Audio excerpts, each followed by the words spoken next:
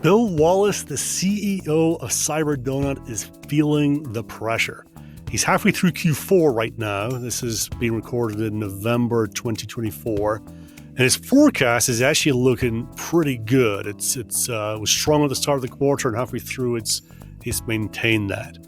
But he also knows that things have to go a lot better into the first half of next year in order for CyberDonut to get to that $10 million ARR. And someone recently has put a bug in his ear that one of the problems they have is awareness. People don't know enough about CyberDonut. These companies got a cool name, but they don't really know what they do and things like that.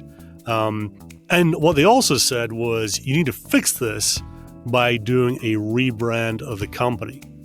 But Bill's not a marketer, right? He's a founder from the technical side. He's not sure whether the rebrand idea is good advice or whether it's bad advice, which is why I'm pleased that Rob Sobers, the CMO at Varonis, is joining us today. Rob actually recently took Varonis through a rebranding and has an opinion on whether it is the right thing or the wrong thing for a Series A company such as CyberDonut to do. I'm Andrew Monahan, and this is the Cybersecurity Go-to-Market podcast where we tackle the question, how can CyberDonut get to $10 million in ARR by the end of 2025? Well, Rob, welcome to the podcast. As you know, and as a remind the listeners, what we're doing is we're on a mission to save CyberDonut. They have to get to $10 million of ARR by the end of next year. And given that they closed Q3 of this year at about 1.1 or 1.2 million, they've got a way to go. So Bill Wallace is the CEO. He's scrambling a little bit. He's feeling the pressure, and he's figuring out different things that he and the company should be doing to get to that big number.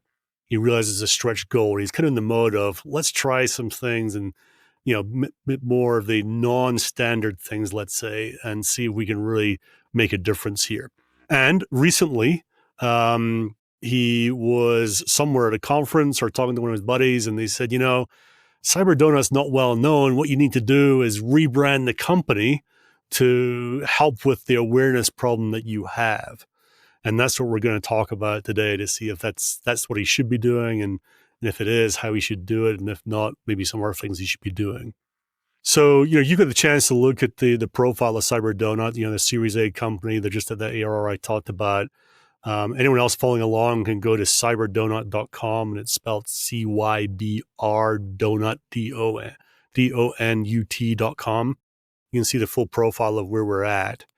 Rob, you got the chance to look at it. When you hear Bill saying we need to rebrand, what's the first thing that you start thinking about to think of, A, if that's the right thing to do, and B, how he might start? Yeah, rebrands are almost never the answer to the question you're trying to ask. So I think what we have here is a distribution problem, not a brand problem. And you also, I think, have to dig into what we mean by brand, right? There's sort of capital B brand, which is how people perceive you, what they say about you when you're not in the room. And then there's the visual brand, which is like the little b brand.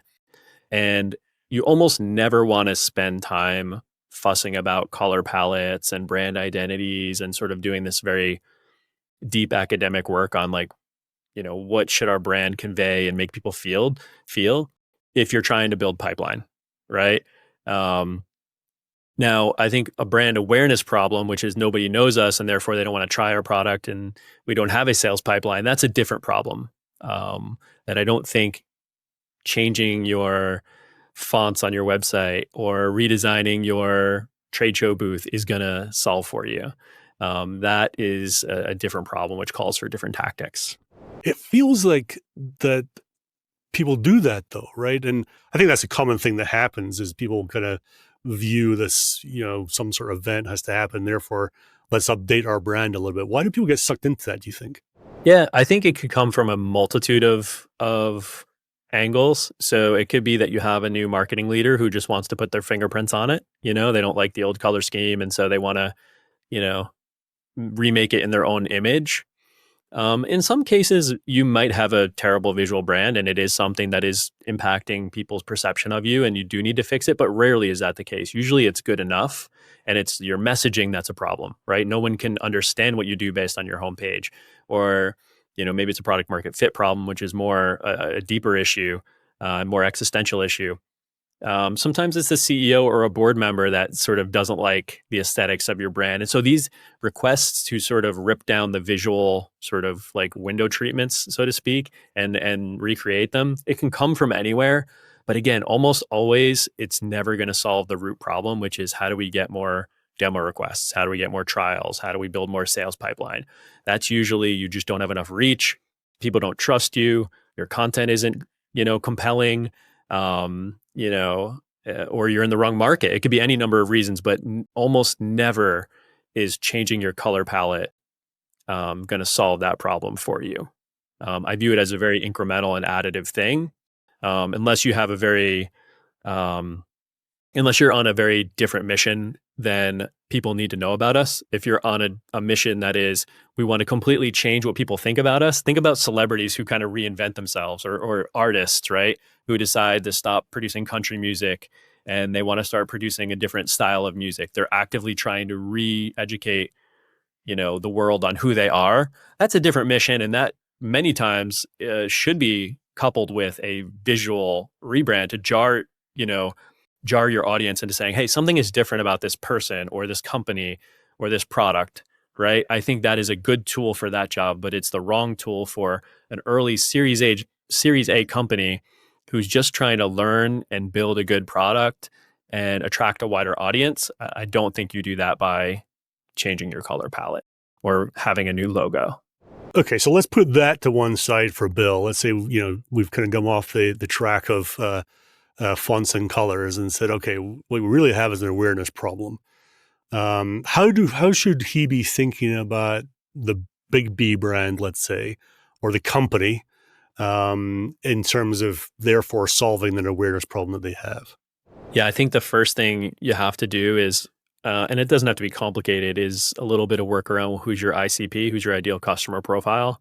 Like what company sizes are we targeting? Are we targeting SMB, mid-market, enterprise, Fortune 500? You really have to kind of start there. What personas within those companies? Are you building a cloud security product where cloud security architects are super important to you and are going to be influencers in your deals?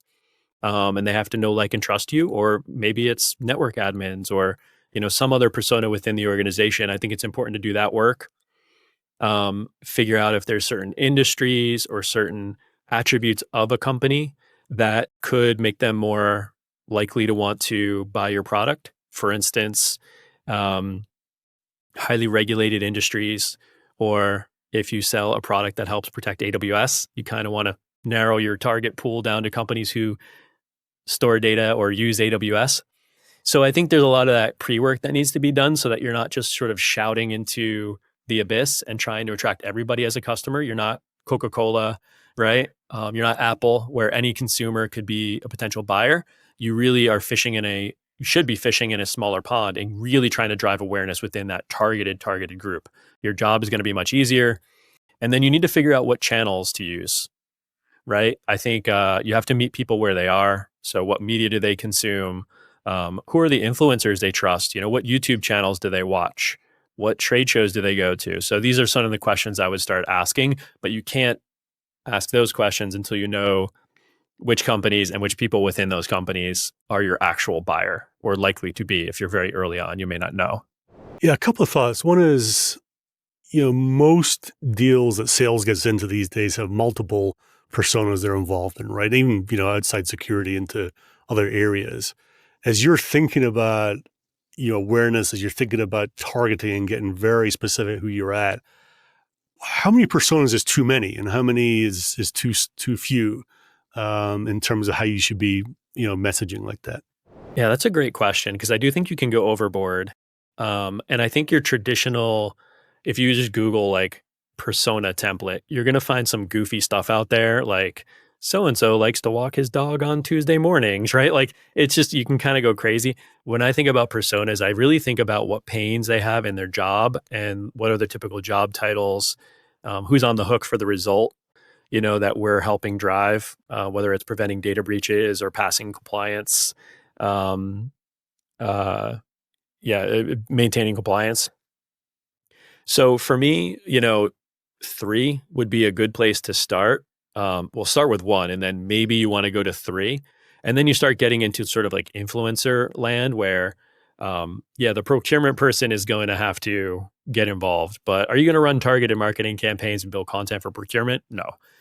Legal officer, maybe in cybersecurity, you can hit a nerve with a legal person who will sort of be the tip of the spear for a data security project or a cybersecurity project within that company, but it's less likely. It's mostly driven by the people tasked with solving the issues on a day-to-day basis. So your security operation team, your CISO, your CIO.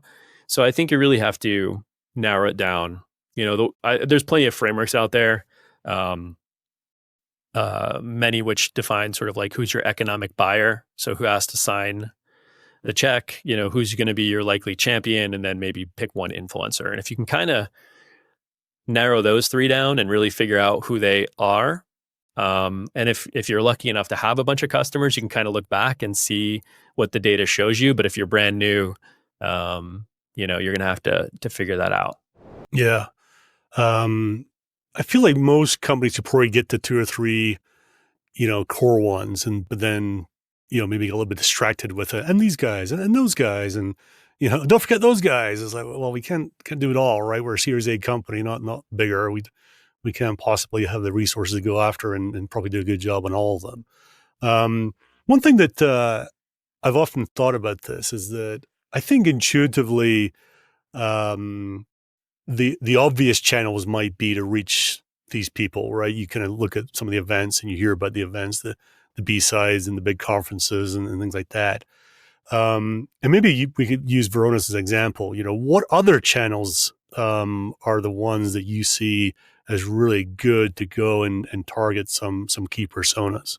Yeah. Obviously, offline events are pretty good because there's little spillage, right? You show up to a B-sides event and, 99% of the people in that room are going to be relevant to you.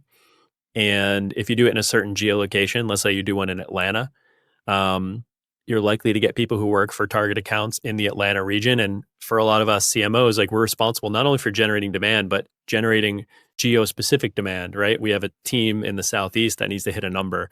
We have a team in the UK that needs to hit a number. So events let you really sort of geo-target very well. Of course, you have these situations where someone who comes to the Atlanta B-sides works for a company that's headquartered in San Francisco, right? That happens too. But it's a good way to do that and kind of drive regional demand. Obviously, there's YouTube pre-roll. There's sponsorships, right? There's so many cloud security newsletters. There's cybercrime newsletters. There's so many ways you could sponsor great content that's being made by people that your audience trusts. I think that's a fantastic way to get your brand out there in a very targeted way.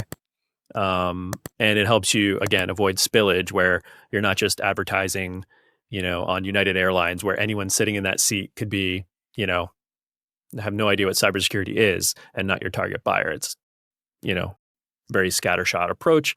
Of course, if you're CrowdStrike and you can do a Super Bowl commercial every year, doesn't hurt. Would love to be in that seat. I'm sure many of us would, but from a Series A company, from a Cyber Donut standpoint, you really need to think about what are these sort of low cost, highly targeted ways to reach that audience. And I love podcasts. I love YouTube. I love Reddit is a good example of a channel that I think a lot of people in cybersecurity spend a lot of time on, and there's very specific subreddits for different topic areas. So you can get kind of targeted in that way as well. There's just a handful. It feels like from what you're saying, this is an exercise in moving your pawns all over the board as opposed to, going all in on one thing, right? You got to really try and cover many different bases. Yeah, I like to look at marketing kind of like the same way you look at an investment portfolio. You kind of want to have your big bets, things that you either trust, like have a good track record of return, that you have evidence of strong returns or pretty safe bets. You want to be able to, move some chips into areas that are experimental. and have diversity. And so you're not all your eggs are in one basket. So it's a lot like that. And if we all knew what channels would work, the best heading into next year, we'd all be, sitting pretty, but things change, right?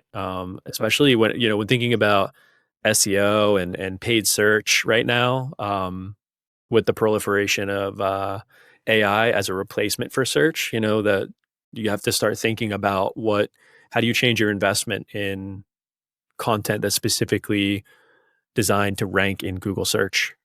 How do I make sure it also ranks in Perplexity?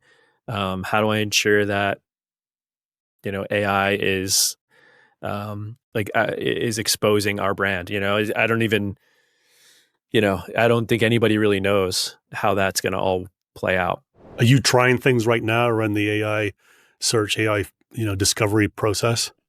Not really, to be completely honest. I think right now it's so much of a black box, how these responses are generated, right? You can go into ChatGPT right now and ask for the top 10 data security companies ranked by,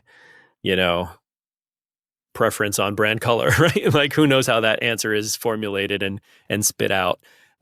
So it's a little bit of a black box right now, but I'm sure, leave it to marketers to ruin everything. I'm sure we'll figure out a way to infiltrate and add some advertising and some way to hack in and figure out how to compromise the results.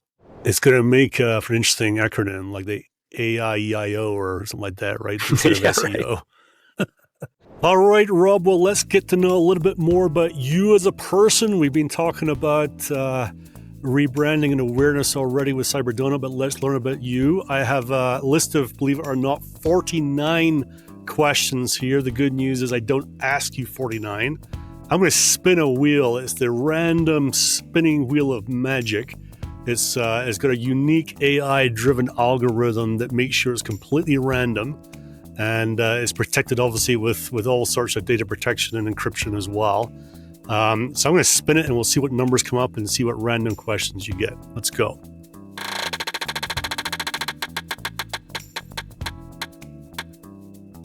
All right, number 12, Rob. How did you first make money as a kid? I used to draw a lot when I was a kid. So during class, when teachers were giving a lesson, I'd be doodling away and drawing Simpsons characters or Wile E. Coyote or something like that. And my classmates started to see what I was onto, and they wanted to buy my drawings. And who was I to tell them no? So I would sell drawings for $0.25 or 50 cents. And that's kind of how I first made money. And then it eventually evolved into creating websites for the local sushi restaurant or something like that. I kind of, transformed that talent into web design. But when I was very little, probably 4th and 5th grade, I was selling my little cartoons to my classmates. Fantastic. Did you keep up drawing and that aspect of it? Yeah, every now and then with the kids, I'll sit down with them and spin up one of the cartoons that I used to draw as a kid, but not so much anymore. Very good. Well, you have design chops then, it probably sounds like, right? Yeah, I actually thought I would be an animator when I was little. I wanted to be an artist for either The Simpsons or Pixar, and that eventually evolved into product design. So I do really love UX and UI and all that stuff. But once I got my hands on back-end code and eventually marketing, which we'll talk about today, it kind of took me away from the art side of things. All right, let's spin the wheel and get another question.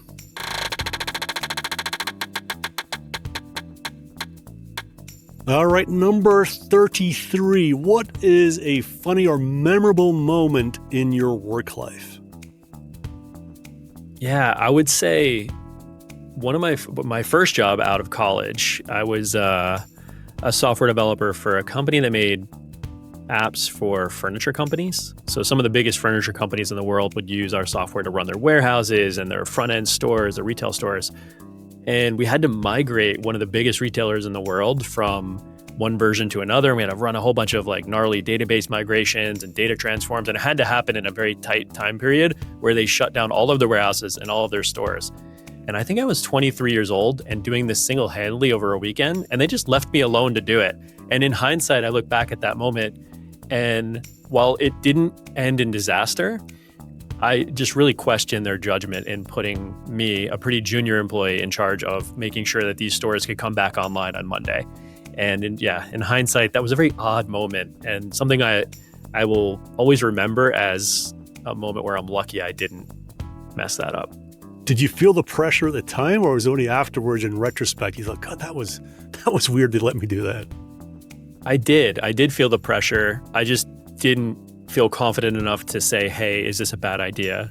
I was just sort of like, okay, this is my mission for the weekend. It was a weekend migration, and I felt the pressure. I wanted it to go well, but it felt like I was a bit flying without, a safety net. Yeah, it does. Wow. All right, last question. Let's spin the wheel.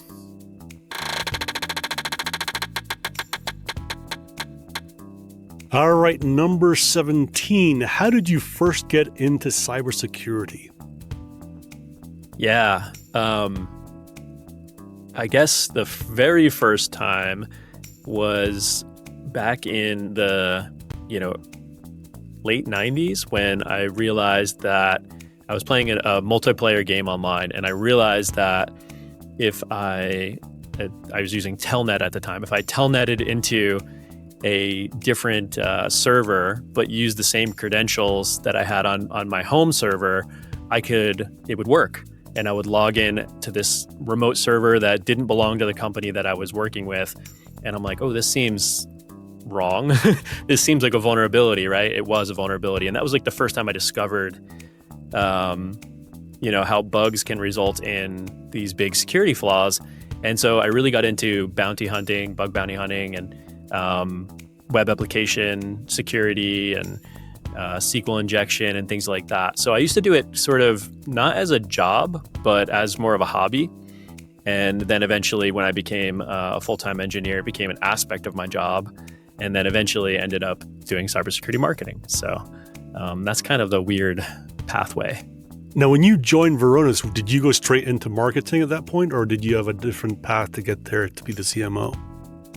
I did. I went straight into marketing. My first job title was technical marketing manager, and they hired me because I had a strong technical background and we were selling to a technical audience, but I loved creating content. It was one of my favorite things to do was to write about the tech that I was building. And so I had my own personal blog. I wrote a book I helped co-author a book on Ruby on Rails. So I was big into content creation on technical topics. And that's what Varonis really needed, was to build trust amongst an audience that was highly technical. And so I got into creating security content and doing product marketing and content marketing, blogging, stuff like that. And then eventually kind of accrued more responsibilities over the year, more aspects of marketing, such as event marketing, PR, all the sort of nitty gritty. But that happened over the course of over a decade. You brought up the CrowdStrike Super Bowl commercial. I thought it was interesting, right? They were going for clearly a narrative, a storyline. They're rather than just look at our stuff, isn't it good? They were trying to make it a bit more engaging. I have no idea whether they viewed it or anyone viewed it as a success or not. But what were your thoughts about that? You're clearly trying something a little bit different there. Yeah, I think with a mass market audience like that, you don't really want to make your ad too narrow. I think you do want to do more storytelling, and a lot of brands, I think, pull on the heartstrings during Super Bowl. That's one tactic, is very hit you in the feels, as they say. I liked CrowdStrike's ad. I thought it was entertaining and kept your attention for that 30 seconds. I think that's the key. I think it was Coinbase that ran the ad that was just a QR code on the screen. I thought that was brilliant. Because the cost of production must have been, approximating zero versus, the $2 million, $3 million, $5 million, $10 million you can spend if you're getting a celebrity to appear in your commercial. So I thought from a production value, and intrigue, if we're weighing it based on that, I thought it was brilliant. But yeah, I think when you're going mass market like that, you have to consider not going so much about your product and more about a story. Yeah. Yeah, they seem to do that pretty well. Yeah. Let's quickly talk about Varonis, though, Rob, because you've been there now for over 10 years, right? As you said, you worked your way through the marketing organization now to be CMO. It it looked like from the outside that you did go through some sort of change in brand or visuals or whatever over the last while. What was the genesis of going through that process? Yeah. So I think we were in the rare situation where we might have waited a little too long to rebrand and change our visual look and feel. Um, we were already a public company at that time. We went public in 2014. We've been around for a while. We've had a really strong track record. And we relaunched our product as a completely new cloud native platform. So Varonis used to be a self-hosted solution where you would install yourself. Now we have an incredible new architecture. It's so much easier. There's so much more innovation happening, and so we really wanted to signal to the market that, hey, this is a new Varonis. Like we are coming out blazing into this new era of data security, and we're ready to go. And so we really wanted customers and people who don't know us yet to really get a feel for who we are now, not who we were 5, 10 years ago when we were the leaders in unstructured data security. Now we're, leaders in data security, period. And so it really, in my mind, required that signaling, that visual signaling that, hey, I know Varonis, they're tried and true Varonis, we love them, but something is different here. We need to take another look at them so that they can get a feel for what we're doing today, all the stuff we're doing in the cloud, all the stuff we're doing with AI security. So that was the impetus behind it. And why do you think you almost waited too long? It's for the same reason that I would advise CyberDonut not to worry about this stuff, is because we were focusing on the things that are existential, which is acquiring new customers, building pipeline, having a great customer experience. We were sort of making sure that the foundation of the house was strong and sort of like making sure that year over year as a public company, we're performing, because there's no way you can sort of attribute that bottom line performance to a brand change. It is sort of one of those intangible things that is very difficult to measure. And so we were so laser focused on the building blocks that we maybe waited a little too long to kind of do this more surface level, but still very important change. Yeah. Yeah. Well, let's go back to CyberDonut. We were talking about awareness. We talked about the channels that they should be focusing on. What's next for them once they've done that? What do you think they should be focused on? Yeah, I think there's a lot of things that could make a difference right away, right? So first, obviously, you have to attract the right audience, get them to the website. So once we're starting to see some traffic, I would look at the core user flows on the website. It's a great place to start. So are we offering a free trial? Are we pushing people towards requesting a sales demo? Whatever flow, first of all, we should be testing different flows. And then second of all, once we have those flows established, measuring maniacally the conversion rates between steps and removing as much friction as possible. I think that is the absolute key. And we need to focus on how many of those hand-raising events we're seeing on a daily basis on our website of people wanting to try our product. And that's going to be a good proxy for whether all of these quote unquote brand investments or distribution, brand awareness investments that we're making are working, right? Do more people want to try us? So that's where I would focus next is if we're getting this traffic in, if we're building some awareness, let's convert that awareness into consideration. And I imagine we have to do both at the same time. You got to, get the high wire act going. We got to get the things stringed across between the two buildings. We got to start walking and start learning all at the same time, right? It must be quite hard to get really reliable measurements about which channels are truly flowing through and working well.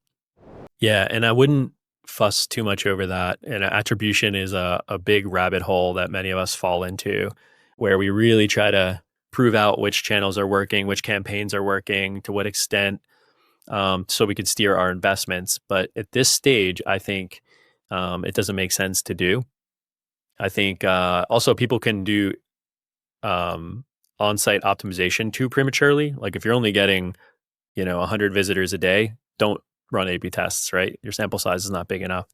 But you still want to make sure that those 100 visitors have a nice flow from homepage to product page to demo, whatever that flow might be, and that the messaging is very clear as well. So that's another thing is doing a lot of message testing is important at an early stage. Make sure that when you know, say what you do in a very concise way, your elevator pitch, people actually understand it. They can bucket you into an existing category. Hopefully, we're not doing any category creation. That's kind of like black belt level stuff. But hopefully, people know what you do by just reading your homepage, and you have some sort of differentiator that's making you stand out. So I would really spend a lot of time there. And again, on these core user flows to make sure that we're good to go. I wouldn't get into trying to quote unquote prove that these things are working. You just want to run a bunch of experiments and then see if the trials and demos are coming in. Don't try to kind of trace it back, all the lineage between this ad click led to this visit, led to this form submit, led to this open opportunity. Like that can, consume weeks and weeks of time that we're just too early at CyberDonut to focus on, I think. Yeah, it really feels like I don't know if the industry, but the focus has changed a little bit in the last 5 years or so from one being heavily attribution focused to one is let's just get things working and then improve from there. One thing you haven't mentioned is traditional PR. Is that still a thing these days for a company like CyberDonut? It is, but it's something where you have to have a good story. I think journalists are not likely to write about your product. Maybe if you have something unique when you're coming out of stealth, that's a good story for a TechCrunch or something like that. But again, it's just going to be a blip on the radar. It's going to get posted and then kind of move on. The world moves on. You have to have real stories. So are you tracking certain threat actors? Do you have inside knowledge on a big breach? Do you have a proprietary data set? We've seen companies do really cool stuff with proprietary data. The Verizon DBIR is probably one of the most well-known reports that people trust, and journalists love to write about the trends when the new DBIR comes out. So you ask yourself, do you have some proprietary data that a journalist might want to write a story about or have an angle on? So it's much more about having good stories than having a good product. Unless you're Tesla or Apple, the press is not writing about, CyberArk's new, product launch. Not to pick on CyberArk, but it's just not a great pitch. It's a very self-centered pitch. The one caveat is if you're spending a bunch of money with that media outlet on the paid side, like they probably will write that piece for you. Yeah. It feels like, in a lot of the cyber companies around today, they do, the delivery mechanism of the product means that they're collecting a lot of customer data. Whereas, 10 years ago, if your software was installed on-prem, it was kind of blind to what was there.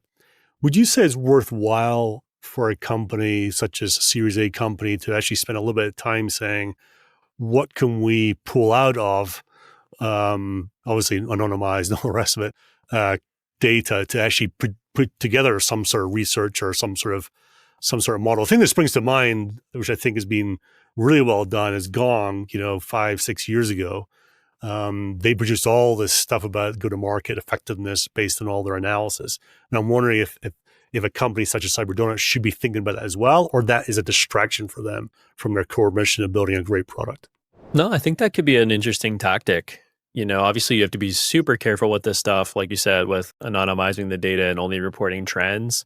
I think Mandiant does a good job with this stuff, like based on their investigations, they kind of release trend reports or release specific reports on certain threat actors, which is useful to the community, which then, is positive for their brand and also can, draw in new customers.